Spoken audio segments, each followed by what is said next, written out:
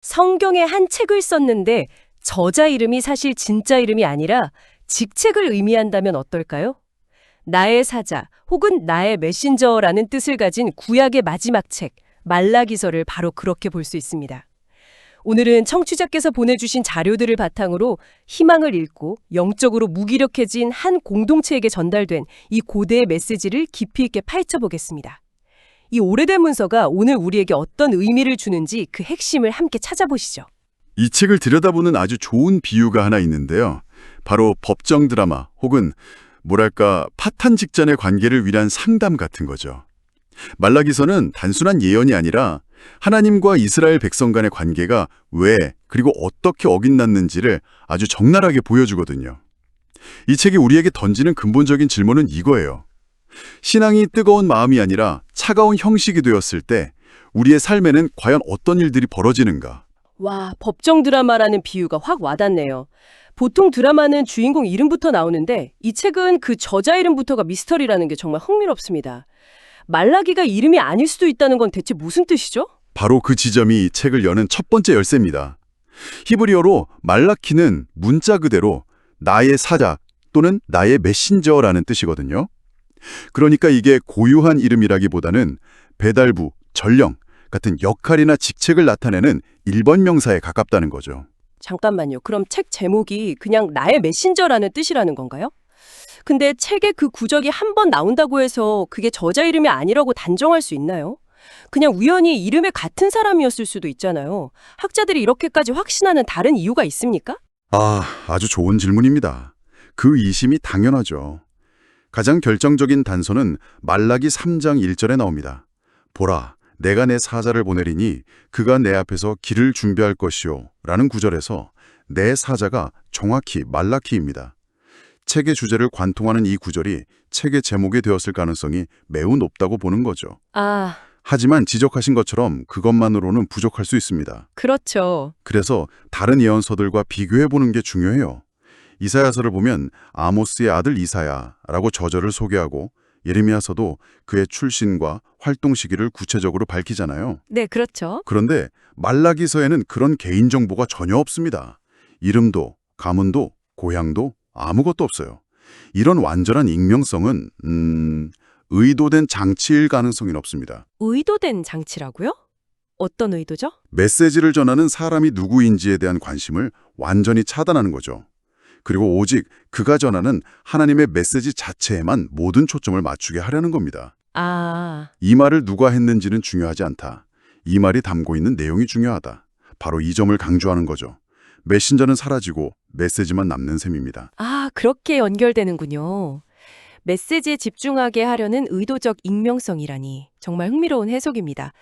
자, 그렇다면 이 익명의 메신저는 대체 어떤 시대에 어떤 사람들에게 메시지를 전하고 있었을까요? 보내주신 자료들을 보면 당시 상황이 꽤 암울했던 것 같은데요. 네, 이 메시지가 던져진 배경을 이해하는 것이 무엇보다 중요합니다. 시기적으로는 기원전 5세기 중반, 페르시아 제국이 이 지역을 다스리던 때입니다. 페르시아 시대. 네, 학자들은 보통 기원전 460년경으로 추정하는데 구약의 다른 인물인 에스라와 느헤미야가 개혁을 부르짖던 시기와 거의 겹칩니다. 바빌론 포로 생활을 마치고 고향으로 돌아온 지도 거의 80년 가까이 지난 시점이네요. 무너졌던 성전도 다시 지었고요. 그렇다면 이제 좀 안정되고 희망에 차 있어야 하는 시기 아닌가요? 뭔가 새로운 시작을 기대할 법한데요. 바로 그 기대와 현실 사이의 거대한 격차가 문제의 핵심이었습니다. 사람들은 프로 생활을 끝내고 돌아와서 제2성전을 재건하면 과거 솔로몬 시대의 영광이 재현될 거라고 믿었어요. 다윗 왕국이 다시 세워지고 하나님의 놀라운 축복이 임할 거라고 기대했죠. 하지만 현실은 달랐군요. 네, 현실은 냉혹했습니다. 그들을 기다린 건 축복이 아니라 계속되는 가뭄과 메뚜기 떼의 습격, 그리고 심각한 경제적 어려움이었어요. 페르시아 제국의 통치 아래에서 정치적 독립도 없었고요. 그러니까 약속의 땅으로 돌아왔는데 약속은 실현되지 않고 고난만 계속되는 상황이 반복된 거네요. 와, 그런 상황이 수십 년간 계속되면 누구라도 지치고 냉소적으로 변할 것 같습니다. 정확합니다. 공동체 전체에 깊은 영적 무기력과 냉소주의가 독처럼 퍼졌습니다. 하나님이 정말 우리를 사랑하시는 거 맞아? 선하게 살아봤자 무슨 소용이야. 악한 자들이 더 잘 먹고 잘 사는데. 심지어 말라기 2장 17절에서는 정의의 하나님이 대체 어디 계시냐라며 노골적으로 불만을 터뜨립니다. 바로 이런 희망을 잃고 하나님께 등을 돌리기 직전인 사람들에게 이 메신저가 보내진 겁니다. 와, 그렇군요. 그런 냉소적인 사람들에게 일방적인 설교나 훈계를 해봤자 전혀 먹히지 않았을 텐데요.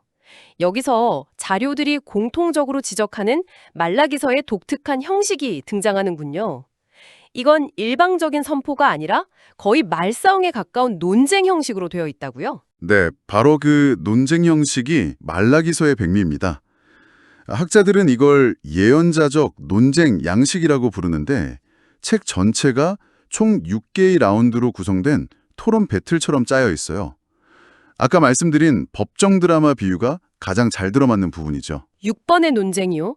구체적으로 어떤 패턴으로 진행되나요? 아주 일관된 3단계 패턴이 반복됩니다. 첫째, 하나님께서 먼저 어떤 주장, 즉 기소 사실을 선포하십니다. 예를 들어 1장에서 내가 너희를 사랑하였다 라고 선언하시죠. 네. 둘째, 그 말을 들은 백성들이 아주 냉소적으로 따지듯이 반문합니다. 주께서 어떻게 우리를 사랑하셨는데요? 증거를 대보시죠. 이런 식입니다. 아하. 셋째, 그러면 하나님께서 그들의 반문에 대해 구체적인 증거를 들어가며 재반박하시는 구조입니다. 정말 법정 공방 같네요. 듣기만 해도 긴장감이 느껴지는데요. 다른 논쟁 사례를 좀 더 생생하게 들려주실 수 있나요? 아주 유명한 사례가 11조에 관한 5번째 논쟁이죠. 하나님께서 너희가 나의 것을 도둑질했다고 말씀하시자 백성들이 우리가 언제 주의 것을 도둑질했습니까? 라고 정면으로 받아칩니다. 와.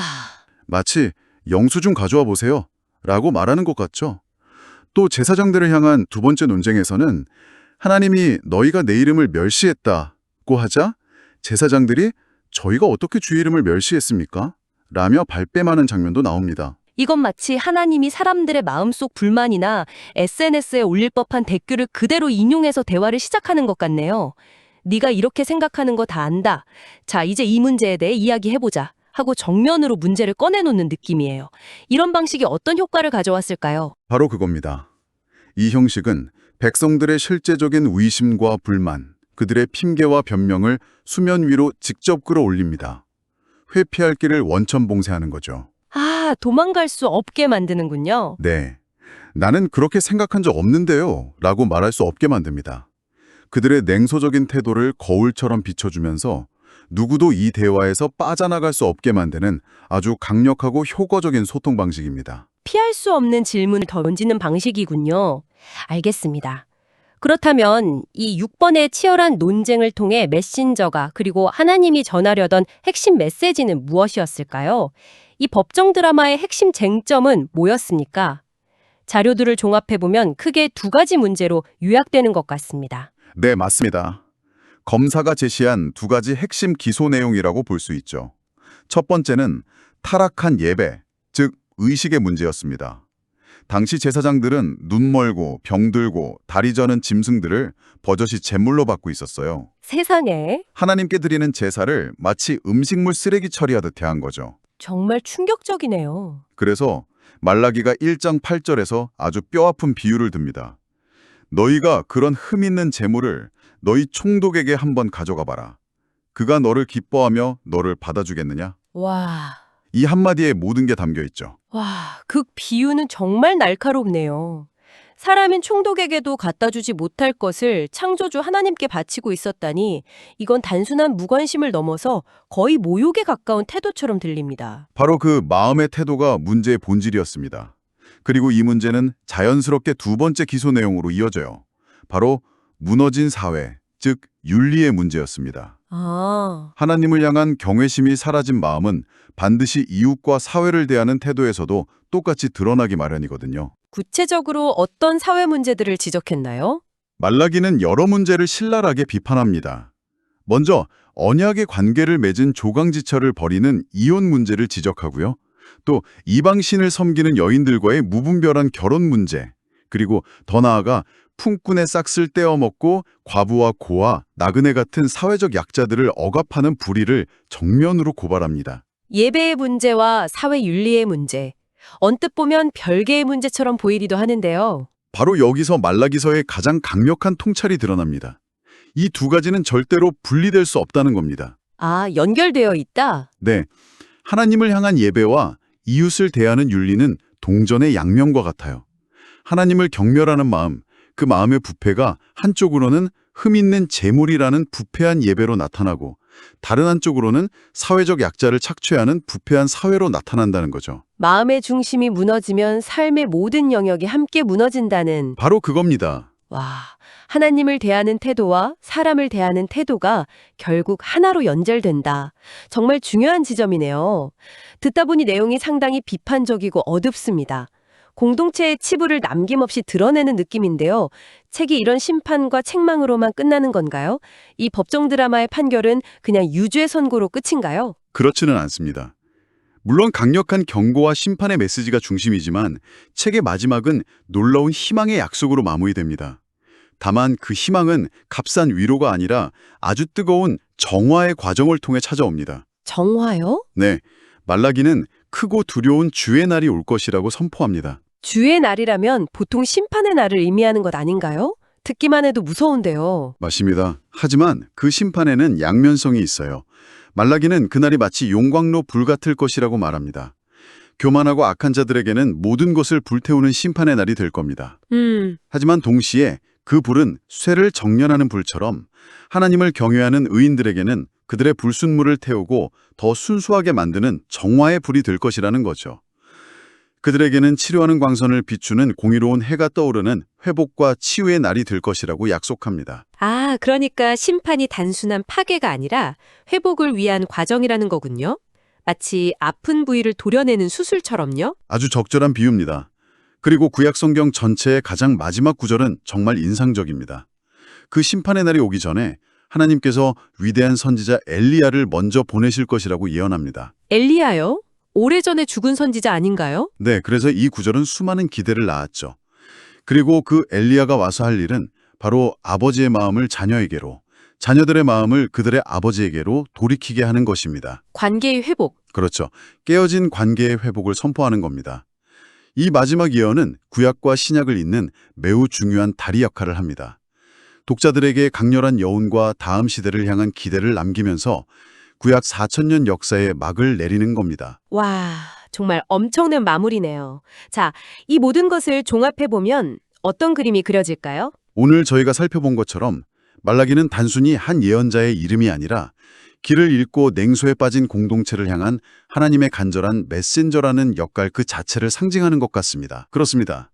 말라기서는 하나님과의 관계가 식어버리고 신앙이 마음 없는 형식적인 의무가 되어버린 공동체를 향한 날카롭고도 자비로운 진단서입니다. 그 독특한 논쟁 형식은 우리 마음속 깊은 곳에 숨겨둔 의심과 불만을 정면으로 마주하게 만들죠. 네, 맞아요. 그리고 진정한 예배와 사회적 정의가 얼마나 깊이 그리고 필연적으로 연결되어 있는지를 명확하게 보여줍니다.